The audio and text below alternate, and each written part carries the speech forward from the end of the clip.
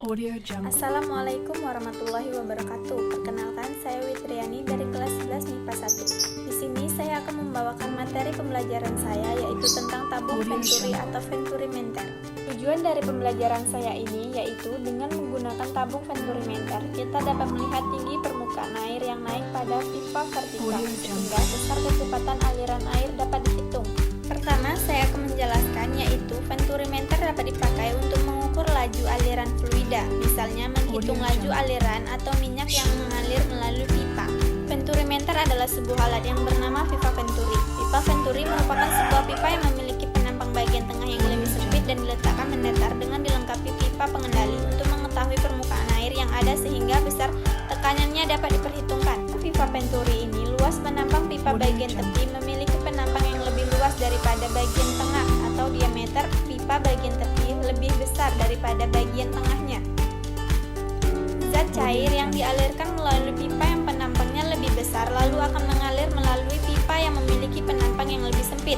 Dengan demikian, maka akan terjadi perubahan kecepatan. Perhatikan gambar.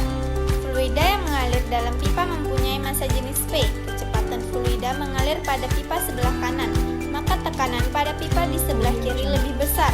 Perbedaan tekanan fluida di dua tempat tersebut diukur oleh manometer yang diisi dengan fluida dengan massa jenis P, dan manometer menunjukkan bahwa perbedaan ketinggian permukaan fluida di kedua sisi adalah H dengan menggunakan persamaan Continuous-Ten dan persamaan Bernoulli.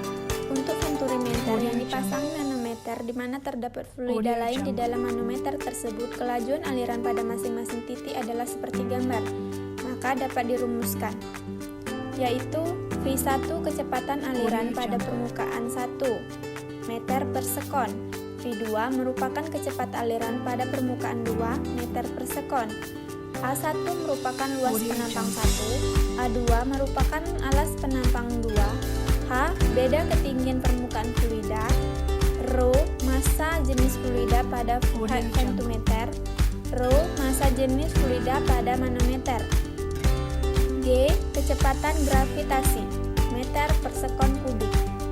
Baiklah, kita akan melakukan percobaan.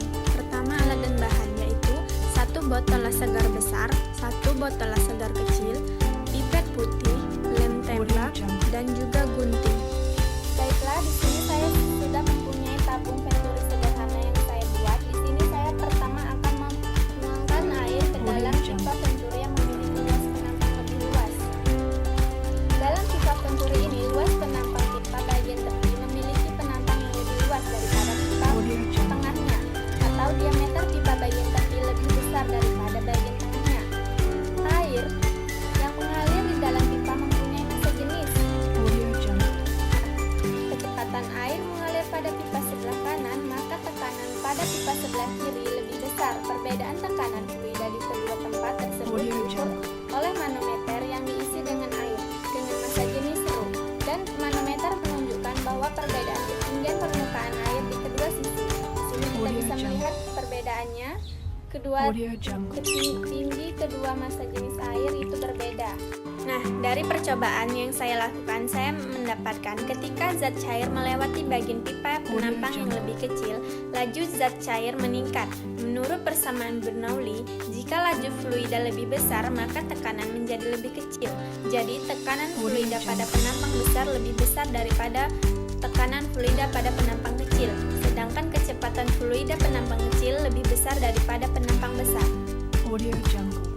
Dari materi dan semua percobaan yang telah saya lakukan, maka dapat saya simpulkan, pipa venturi adalah alat yang digunakan untuk menjelaskan konsep hukum Bernoulli, di mana prinsip Bernoulli diterapkan pada pipa mendatar ventometer.